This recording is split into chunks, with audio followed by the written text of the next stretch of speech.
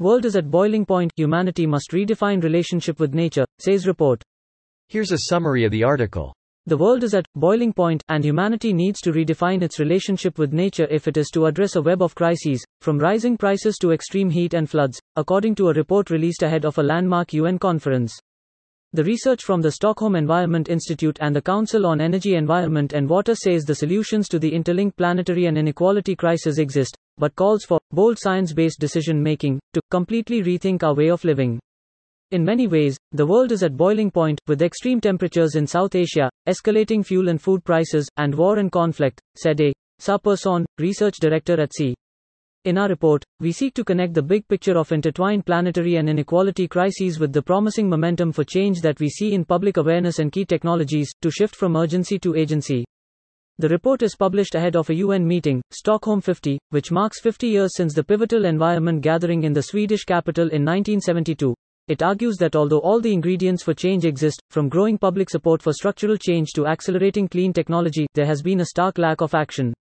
The report calls for improved coordination between states to tackle ecological and other crises and stronger accountability for those failing to act. We need new imaginative mechanisms for nurturing constructive accountability, which incentivizes and leads to bold action and change.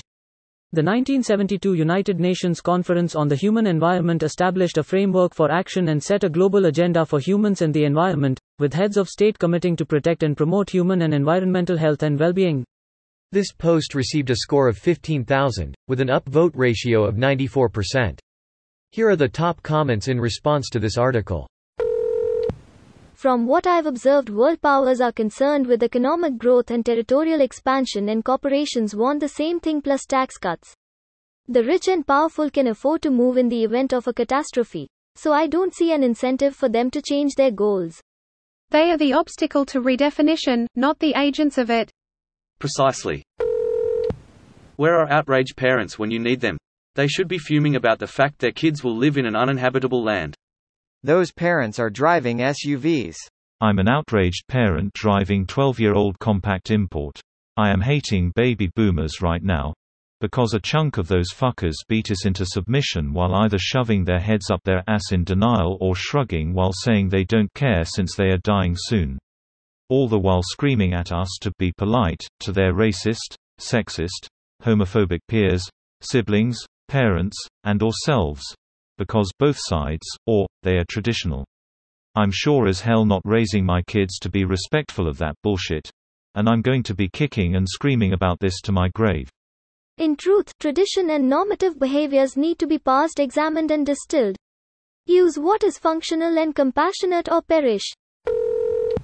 I'm so tired. I think most people will only understand the ramifications of global warming when the bodies are so high we can't see the sun. Until then, it's just a slow decline into oblivion.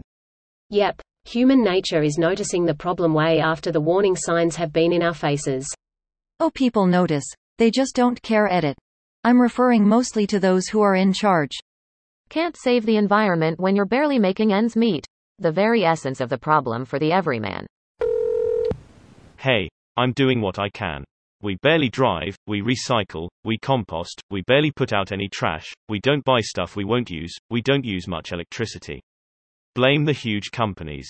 Blame the Amazons, the Walmarts and other companies like that. Kill the beast from the inside. Before I left the industrial packaging company I used to work at, I led a project that will keep 700 tons of previously non-recyclable material out of landfills per year and put it through a recycling process. Small victories. Was that recycling process shipping the garbage to China? Good on you for trying. Lol, funny enough, China has been cracking down so much on garbage being snuck into recyclable shipments that they've actually stopped buying certain recycled materials entirely. Companies would try to hide car engines and old fridges in corrugated shipments. This video was automatically created by Reddit to speech. The article and comments in this video were selected from Reddit according to their upvotes, and any paraphrasing was performed by smmry.com, without any human intervention.